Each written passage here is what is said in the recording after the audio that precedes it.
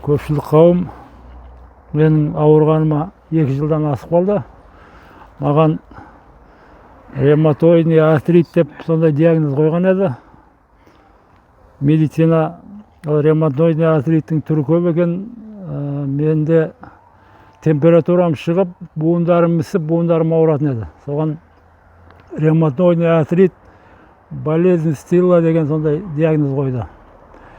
Көп жерге барып емделдім, медицина оны гормональный дәрілермен емдейді екен. Метипред, метаджет деген гормональный дәрілермен емдейді екен. Ол гормональный дәрілерді мен интернетке кіріп көрдім. Көп адамдардың қазір көздері ашық қой, интернетте жазылған, ол өте зиян екен организмге. 1 жыл аласын деді маған ол гормональный дәрілерді. Мен оны алған жоқпын, басқаша жолдарын іздедім. Көп жерлерге барып емделдім. Бірақ жағдайым жақсы болды. Көп басқаша түрлермен емделдім да, бірақ полный емделіп кеткен жоқпын. Ақырында осы Әмірәлі ағамды естіп, осы Әмірәлі ағамның арамен емдейді екен. Осы арамен емделіп жатырмын. 2 курс алдым. Августтың аяғында 15 күн. Осы октябрьдің аяғында 15 күн.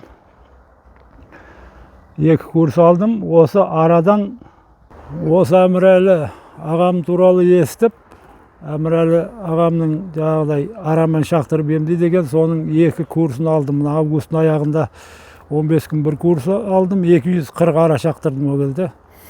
Октябрьдің аяғында 387 ара шақтырдым.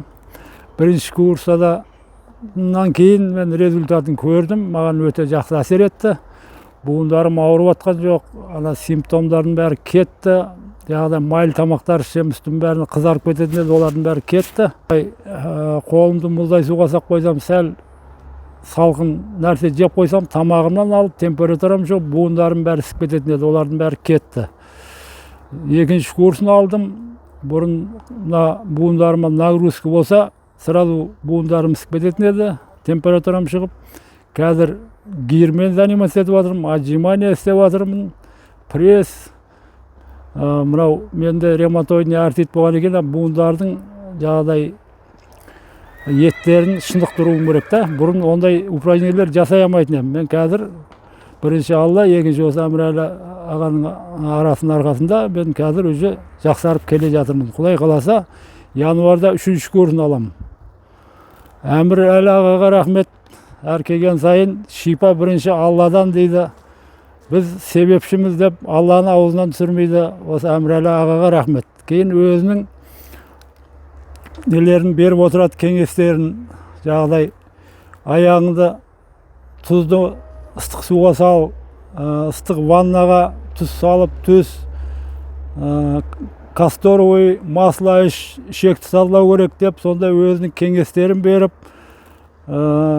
соның арқасында Құдай қаласа мен жақсымын. Егер де мына ем тауылмай жүрген адамдар болса, дәріге қаншама ақша жұмсаватсыздар ғой. Ол ақша мейлі, ол сіздердің денсаулықтарыңызды құртып жатыр. Мына араға келіп емделіңіздер осы Әмірәлі ағаға.